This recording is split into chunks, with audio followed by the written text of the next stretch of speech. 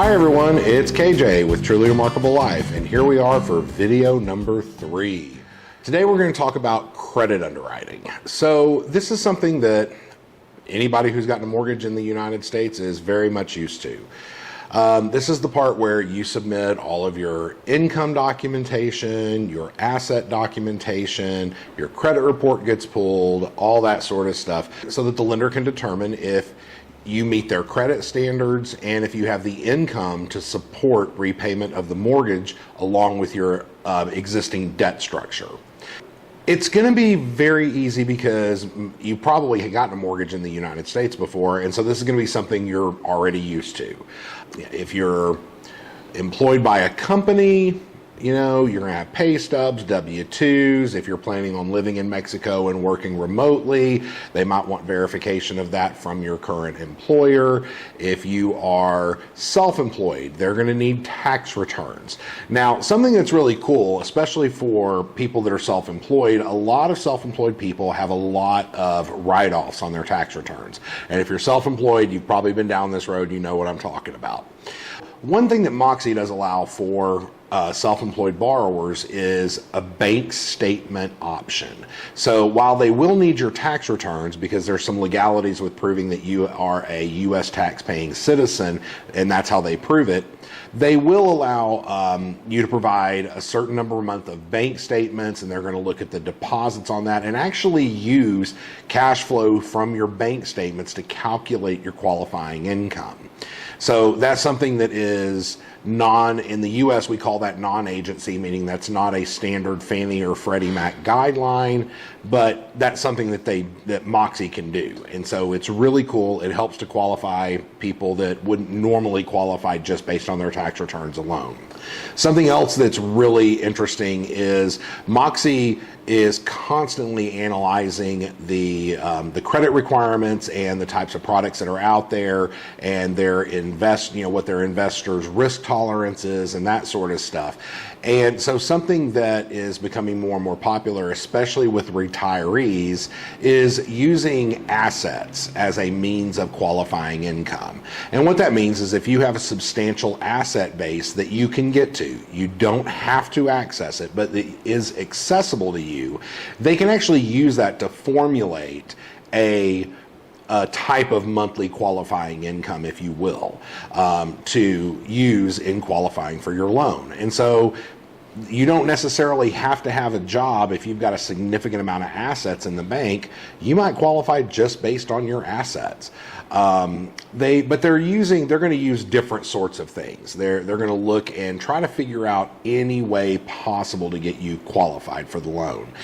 They will use combinations of this stuff. So if you have a business in the U.S. that's going to be up and running, that's been up and running and is going to continue to operate while you're living in Mexico, or maybe you're buying a second home in Mexico and you're still going to be running your business in the States, and it's just not quite enough to get you qualified for the loan, but you've got some substantial assets in the bank, then they can look at that and use that to add to your employed income. They're going to look at every possible means of getting you qualified for the loan.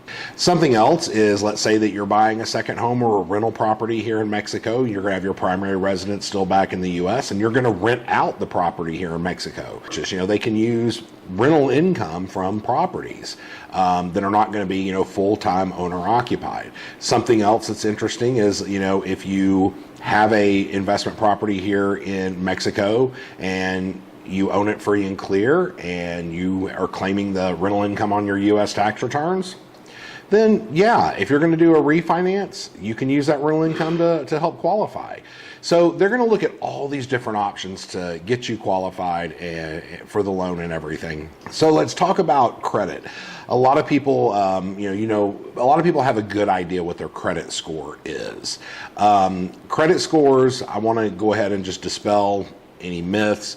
Credit scores fluctuate. It's not a hard and, this is your credit score and it stays that way for any long period of time. Your credit score will fluctuate day by day. There's a multitude of factors that go into it. And something that a lot of people don't know is that your credit score actually fluctuates based on the company that's pulling it. So the reason for that is Your credit score is a risk score that different lenders use to ascertain a risk level of repayment of your loan. So if you go and you apply for a car loan or a credit card or a mortgage, your credit score is going to be different for the companies that pull it because it's going to be based on the risk for the company pulling it. You know, if you are going to a mortgage company and they pull your credit report and you have a lengthy history of mortgages on your credit report, your score is going to be better because that's your mortgage.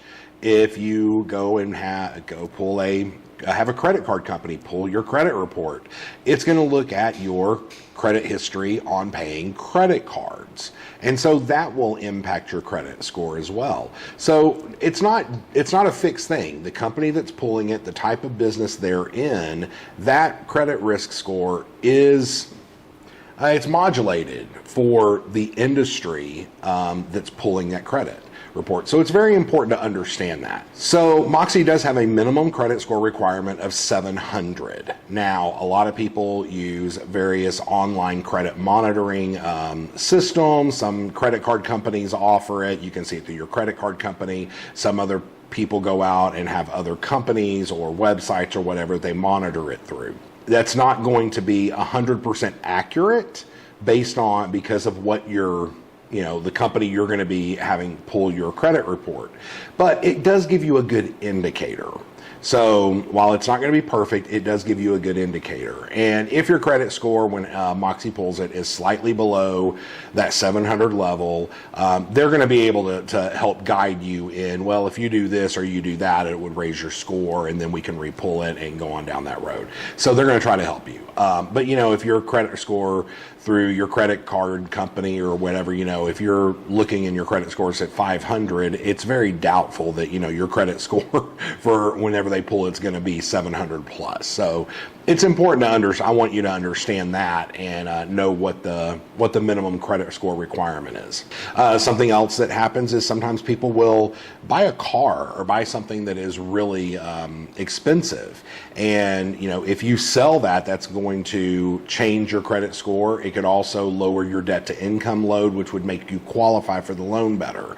I'm not going to get into qualifying ratios and all that stuff because those do change. They change with time. And so since this video is going to be out there forever, then I don't want to put something out there that, 5 years from now somebody watches it and the parameters have changed. Talk to your loan officer at Moxie. They'll pull your credit report. They're going to analyze your income up front, look at your debt load, all that sort of stuff, and do a pre-qualification to make sure that it looks like you're going to qualify for the loan. And they will talk to you about any options that might be obstacles to you getting it and really help you figure out what needs to happen so that you can get this mortgage. So as far as credit underwriting go, just to recap, this is going to be something that you're very used to from the United States. It's going to be very similar. It's going to mirror your experiences up there. And so it's something you're used to, and it's going to be very, very easy for you to get. So stay tuned for the final video, number 4, where we're actually going to dive into property requirements and here in Mexico. And we're going to talk a little bit about some of the different things that are different here in Mexico than they are in the US and what to be prepared for. Stay tuned.